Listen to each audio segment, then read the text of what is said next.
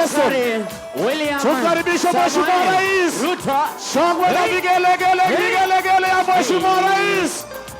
Mheshimiwa Rais karibu sana. Mheshimiwa Rais karibu sana. Mheshimiwa Rais wa Jamhuri ya Kenya.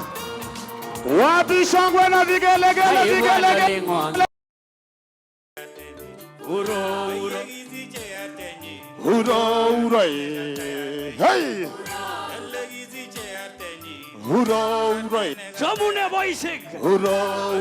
Nice. Hey. Uro. Imeshika upande huu kabisa.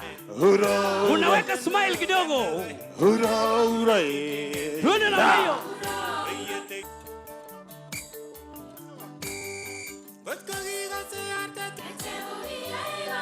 Haya. Imeshika. Haya. Wacha wasalamiane sasa. DJ. Kidogo tu wazee. Wachulga boys. Pole. Wewe pole wewe. Usipeleke wazee haraka sana. Sandra. Tegigia. Aya wazee chini sasa. Mheshimiwa Rais, chini kidogo. I have made a commitment that education is not a privilege for those who can afford. It is a right of every child in Kenya.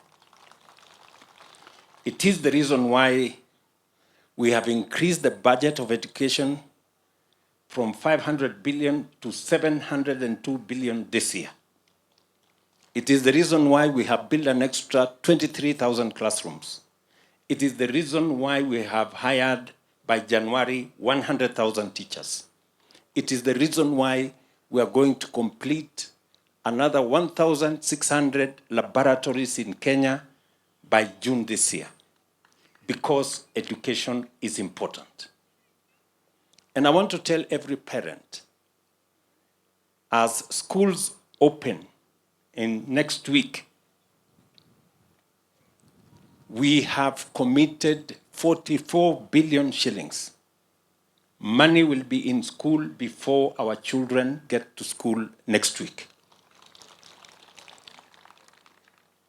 Capitation has been 17,000 on average for the last 5 years per child.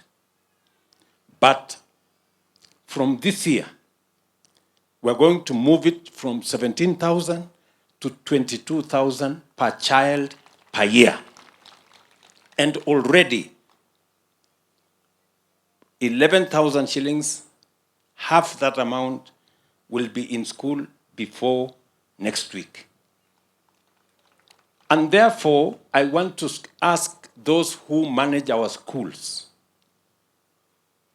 Tuko na watu wanaenda wanaongeza sijui school fees ya nini, sijui levy ya nini, sijui fee ya nini.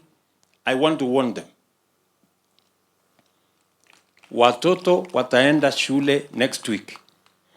Na serikali tumelipa pesa, especially day schools. No child should be sent home from any day school because of matters school fees. Because government is going to cover the education of our children. Watoto watalipa wale wako boarding schools, na ile pesa wanalipa tayari has been approved. The amount has been approved. Nimesikia wanasiasa wengine wanaongea siasa kidogo. Ati school fees itaongezwa. School fees ya shule ya wapi? Ya nchi gani? Ile tumeongeza ni pesa ambayo serikali inatoa kwa watoto wa Kenya. Hawa watu wote ambao wanauza pombe haramu, tunabadilisha sheria. Assets ya hii watu, hii magari wanatumia kubeba pombe left, right and center. Ukishikwa unabeba pombe haramu, hiyo gari inakuwa ya serikali. Assets ya hiyo watu inapotea.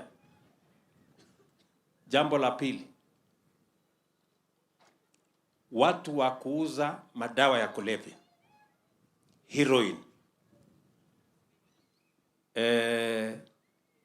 cocaine. Mtu anauza cocaine, mtu anauza heroin. Watoto wetu wamekwisha. Na mwenye anauza yeye mwenyewe hatumii, watoto yake hawatumii, lakini anauzia watoto ya watu wengine. Tunabadilisha sheria. Ilikuwa inasemekana kwa sheria ya zamani ati mtu kama huyo apigwe faini ya $1,000,000. Sasa tunabadilisha. Mtu kama huyo inakuwa capital punishment. Mtu kama huyo anaenda kunyongwa. Mtu ambaye anauza heroin, mtu anauza heroin, mtu anauza cocaine, ukipatikana unauza, sikiza saa hii, nyinyi wabunge mjipange, tunaleta sheria bunge. Haiwezekani. Watoto wengi wamepotea.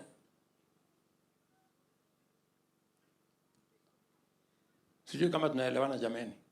Yes. 5 million people in Kenya is far too many. We cannot continue na hiyo barabara.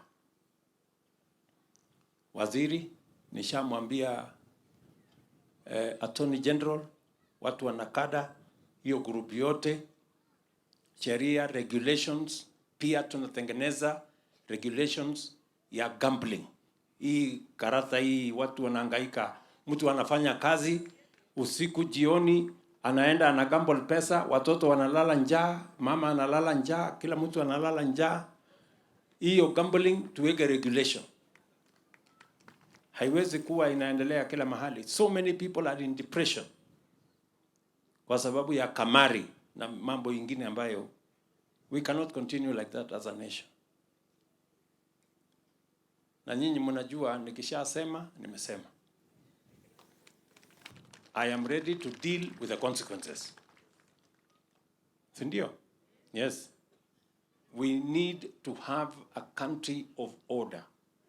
So many families, so many parents are going through hell because of drugs, because of cocaine, because of abuse of alcohol. And as a society led by government, we must stand up and say no to drugs together. Kwa hivyo, in the coming days, mtaona vile tutafanya. Mnafikiri kama huyu Brian na huyu mrembo Sandra, kama wangekuwa ni watu ya hiyo maneno, tungekuwa hapa saa hii? As they say, ni kumi bila break. From Nyamira, that's what I'm singing. Kumi bila break na safari ya Singapore, that's where I am, and I'm lagging behind all my people from Nyamira. Thank you, Your Excellency. When Father Louis died, I remember when you called me and you told me never again. And Your Excellency, from our heart, we said never, never again. That was the turning point. And as from the Minister of Interior, the police, National Police Service, and multi-agency team, tumefanya kazi pamoja. Na niliambia polisi waanzie kwanza Marakwet, ndio mtu asifikirie kuna 50-50 kwa sababu waziri anatoka huko. Watu walipigwa, walikuwa nakimbia kanisa na bunduki wenyewe. Wanaenda kanisa, wanaombewa, alafu wanasema mtu akishaombewa bado atashikwa. Bas anasema nimesurrender, nimepona. Kwa hivyo tunataka hiyo iendelee mpaka the whole place is clean, because it was your promise to the people of Kenya, and the Kenyans know, Your Excellency, that when you make a promise, you keep your promise. We are going to extend this operation. Tunaendelea saisi huko Meru, kati ya Meru na Isiolo, na hapa Samburu, na pia tutahakikisha imekombolewa. Ile ukora kidogo ilikuwa hapo Narok. Wewe pia ulipotupatia marching orders, tumefika saizi bunduki 30. na tunasanya na tutasanya mpaka ishe. Kuna wakora hata wamekimbia hapo Tanzania, tutafuata mpaka Tanzania tutoe yote hizo bunduki, ndio sehemu hiyo ikue safi. Hatuwezi cheza na kazi hii yenye umetupatia. We want to make sure that Kenya is safe. Number 2, Your Excellency, ni mambo ya pombe na bangi na madawa ya kulevya. Niliposunguka kwa jukwaa la usalama, niliona kwamba nchi yetu inaendelea kuzama kwa mambo ya pombe, na wewe ulisema clearly na ukasema tena kama mwanzo ya mwaka huu that this year is the year of liberating the people of Kenya from the yoke of alcoholism and drug abuse. And Your Excellency, we have strengthened the anti-narcotics unit by adding 400 officers. From the next week, Monday, IG tutakaa chini na yeye anapanga how we can pick the extra 500 officers kwa DCI. Your Excellency, we are going to start with the loads, especially not just starting from the brewers, the main suppliers ya ethanol na methanol kwa hii dunia. Kuna wengine tunajua majina yao kwa Wasingishu, nilikuambia juzi, Your Excellency. Mimi nataka bila kusema majina yao, na mnajijua. Wengine wanatoka Elgeyo Marakwet hapa, wengine wanatoka hapa Trans Nzoia, wengine walizaliwa hapa, wengine ni Nandi hapa, na mnajua mnasunguka hapa mkiuza ethanol. Your days are over. They are over. Now don't say the president never warned you. Those days are over. We want to make sure that our children are liberated kwa mambo ya pombe na kwa mambo ya madawa ya kulevya. Your Excellency, mzazi, I want to tell this family, mzazi akikaa hapa chini kuona mtoto yake ameoa na kuolewa ni kitu kubwa sana in the present moment.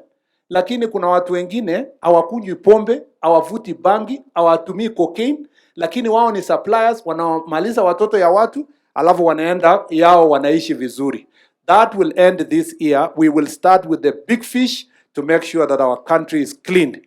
And as you said, Your Excellency, that work will be done and will be done with precision and with results and with accountability that will make sure that this country is moving forward.